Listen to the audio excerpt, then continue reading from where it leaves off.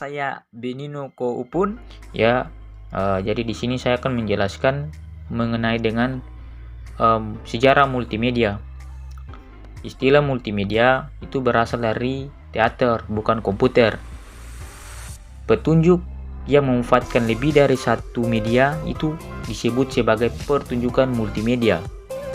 Nah, dana pertunjukan multimedia itu mencakup monitor, video, synthesizer band, dan karya seni manusia sebagai bagian dari pertunjukan sistem multimedia. Nah, mulai pada akhir tahun 1980 dengan diperkenalkannya Hypercube All Apple pada tahun 1987 dan pengumuman oleh IBM tahun 1989 mengenai perangkat lunaknya. Jadi itu adalah sejarah dari multimedia. Nah, kemudian pengertian multimedia. Sebenarnya multimedia itu apa sih?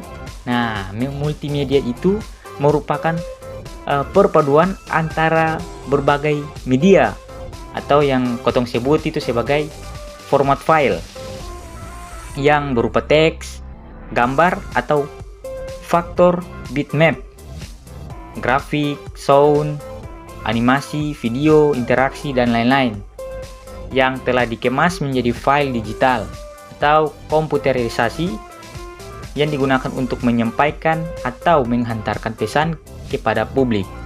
Ya, perkenalkan, nama saya Arnold Naryawan. Di saat ini saya akan menjelaskan kelebihan multimedia. Multimedia memiliki beberapa kelebihan. Yang pertama, multimedia menggunakan beberapa media dalam menyajikan informasi. Yang kedua, multimedia memiliki kemampuan untuk mengakses informasi secara update dan memberikan informasi lebih dalam dan lebih banyak. Yang ketiga, multimedia bersifat multisensorik karena banyak merangsang indera sehingga dapat mengarah perhatian dan tingkat retensi yang baik. Yang keempat, multimedia menarik perhatian dan minat karena merupakan gabungan antara pandangan, suara, dan gerakan. Apalagi manusia memiliki keterbatasan daya ingat. Yang kelima, multimedia merupakan media alternatif dalam menyampaikan pesan dengan diperkuat teks, suara, gambar, video, dan animasi. Yang keenam, multimedia meningkatkan kualitas penyampaian informasi. Yang ketujuh, multimedia bersifat interaktif, menciptakan hubungan dua arah di antara pengguna multimedia. Interaktivitas yang memungkinkan pengembangan dan pengguna untuk membuat manipulasi dan mengakses informasi. Yang berikut klasifikasi multimedia. Ada 6 klasifikasi. Yang pertama, media persepsi. Bagaimana manusia mempersepsikan informasi dalam lingkungan komputer. Yang kedua, media representasi. Bagaimana kode informasi komputer. Yang ketiga, media presentasi. Melalui media mana informasi dikirim oleh komputer atau dimasukkan ke dalam komputer. Yang keempat, media penyimpanan, di mana informasi akan disimpan. Yang kelima, media transmisi. Melalui medium apa informasi itu akan dikirimkan. Yang keenam, media pertukaran informasi. Informasi pembawa mana yang akan digunakan untuk pertukaran informasi di antara tempat-tempat yang berbeda. Perkenalkan, nama saya Aris Laulu.